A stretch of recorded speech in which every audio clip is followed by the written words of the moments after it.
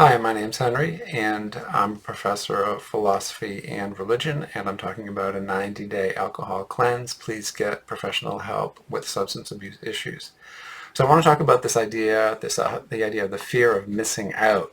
Alcohol soon becomes this a bugbear that makes you think, oh, I can only enjoy things while I'm having a drink, or you look forward to it. And it's the sense that you can't really enjoy things unless you also have it there. You can't enjoy a good meal. You can't enjoy being out with friends. You can't enjoy the afternoon. You can't relax without it. And this idea of relaxing with alcohol, really the first couple of drinks are really more of a stimulant, and really relaxing, there's better ways to relax. There's much better ways. People sort of like it as a bridge or a boundary between the work day and the afternoon, the non-work day. And so it's not relaxing. So the more you tend to rely on it, you begin to rely on it for your sense of enjoyability in life. And then that can sort of be a problem for you too, because now you're sort of locked into it, and then you feel bad about that, and subconsciously then maybe you depend on alcohol to take you out of it. So it's this negative cascade of these thoughts and ideas and feelings, and it's sort of an emotional dependency, not a physical dependency. And it's this the grounding it is this fear of missing out. Like, I'm not going to get my share of happiness in life unless I have the substance in me, and then it's got these hooks in you. So I imagine alcohol is those little weeds with the little stickers on it. It's got little hooks in you, and when you have it, when you use it, you're going to want it again, and become sort of a daily habit and a habit of mind. And I think we can become sort of divided personalities with drinking alcohol at a moderate level or a light or moderate level. We have this fear of missing out, fear that we can't enjoy life without it. So we sort of become divided, this a debate within ourselves, this bargaining within ourselves. So we have that one hand that we feel somehow deep down we can't enjoy life without it. And then we also have this fear or anxiety, and maybe I'm doing too much, I've got to cut down, I've got to bargain, I've got to limit it. And then it becomes this whole balancing act of use and abuse, enjoyment or non-enjoyment of a drug. And in some ways, what's very freeing about a 90-day cleanse is just to throw the whole thing out of your mind and see what that feels like. And now, in just past 3 weeks, I'm remembering the last time I did this on day 90. I did not want to use alcohol. I had no real need to. I didn't want to incorporate that back into my life, but somehow I did. And it was because of friends and socializing, and maybe, to be honest, because I probably wanted it. And now I want to see if I can get back to that point. The other thing I'm really relearning is this: alcohol is just such a life-destroying substance for so many people, really a soul-destroying chemical that does horrible things to people. And a lot of very active alcoholics don't even enjoy the alcohol. They're just doing it to stave off the withdrawal effects. It's not really providing any true happiness, even in the moment. So I'm relearning that, and then I'm thinking, even as a light moderate user, why would you want to use a substance that has the potential to do that to you? And some spiritual humility goes along with this.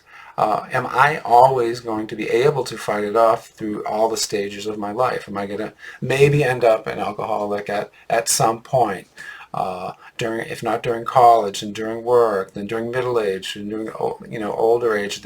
There's always this risk there, and with some humility, realizing that we are creatures who Christians would say are sinful and Buddhists would say fall into our desires. why take that risk with this dangerous substance?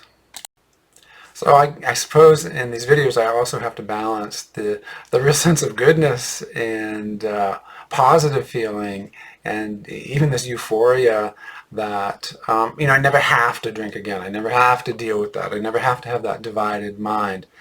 We have this fear of missing out with alcohol because the drug creates that. It creates this a dopamine surge. It creates this great pleasurable feeling. Why wouldn't anyone want that again? Well, all these videos are explaining that.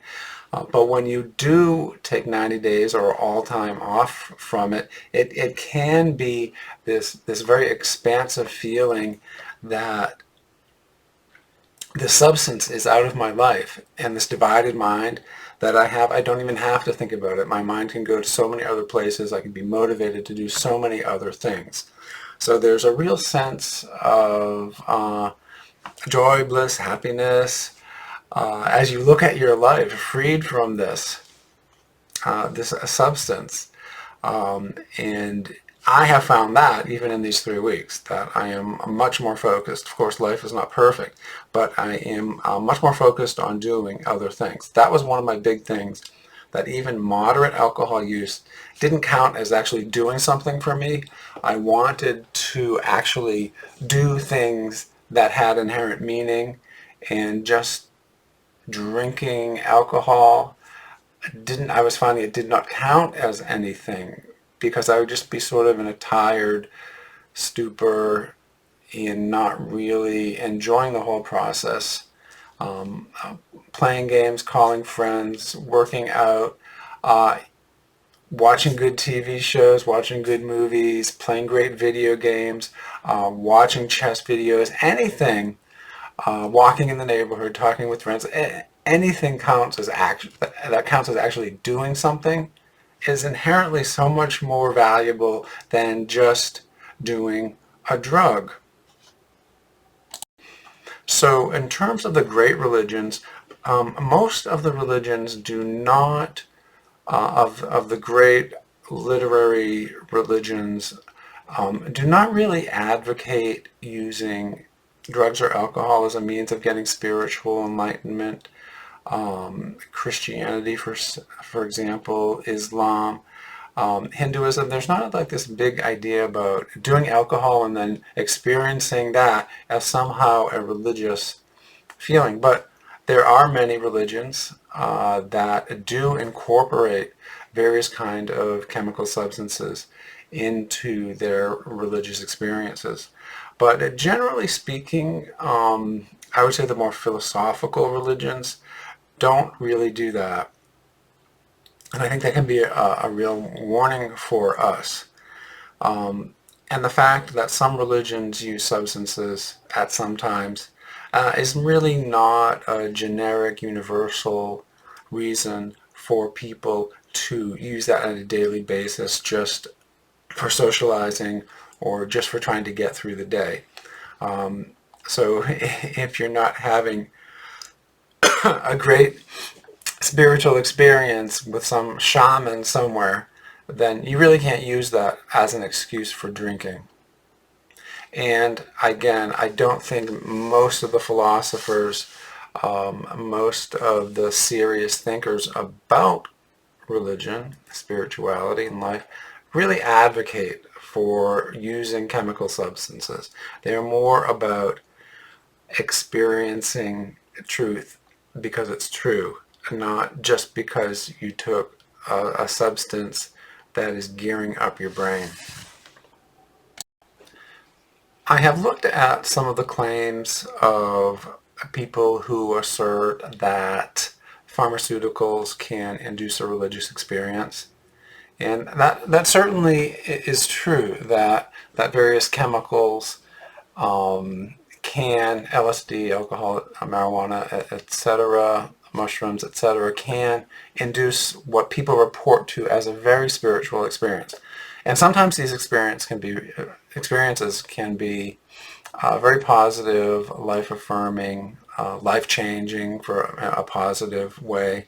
And they are looking at ways of using that as a treatment. So there is, at a first level, some evidence for that.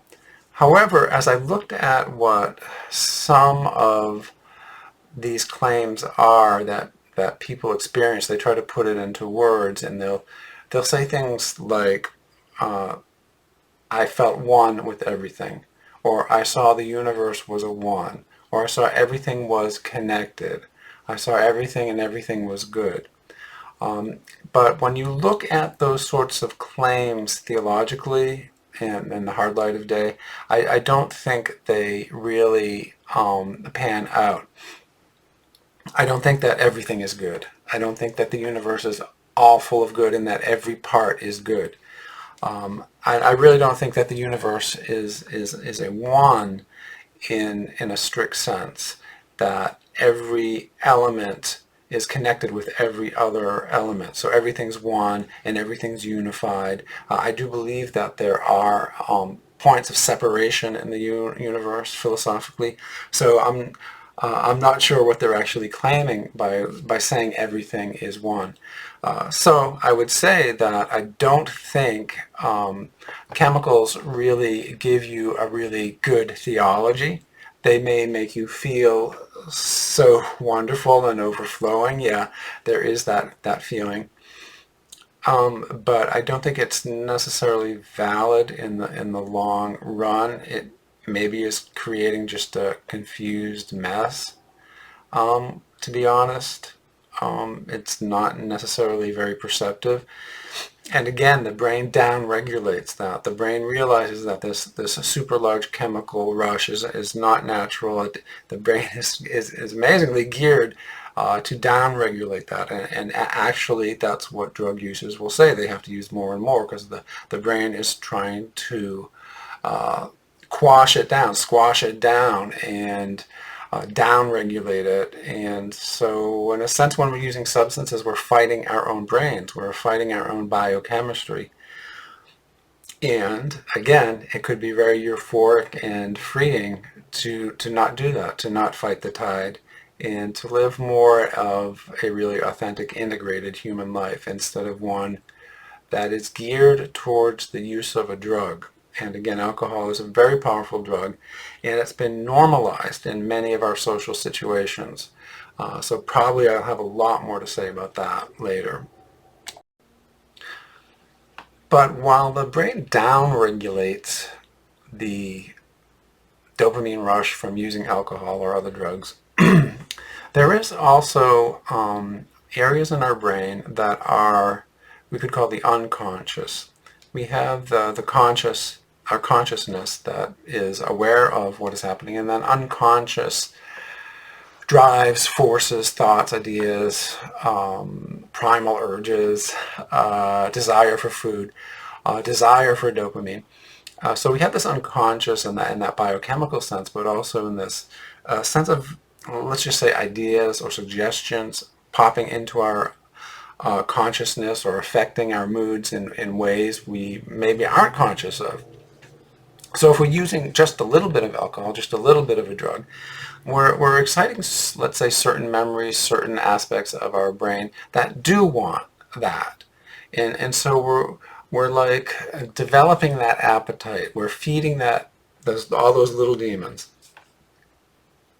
all those little hungry mouths, and they want more of it.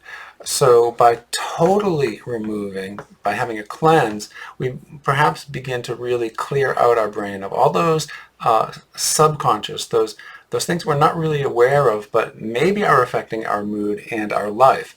And that's why I think 90 days is important, because people can get through 30 days just about sheer willpower.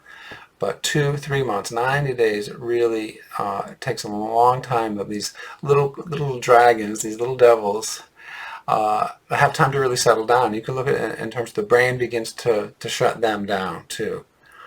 So you find yourself more at peace with this whole idea of not doing a substance.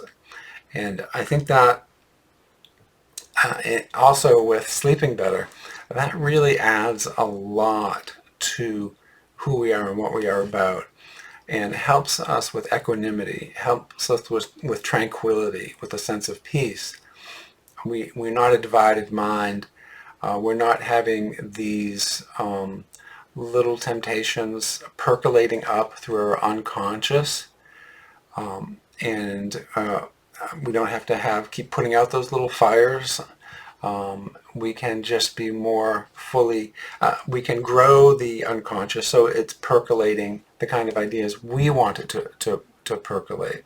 And perhaps we want complete sobriety.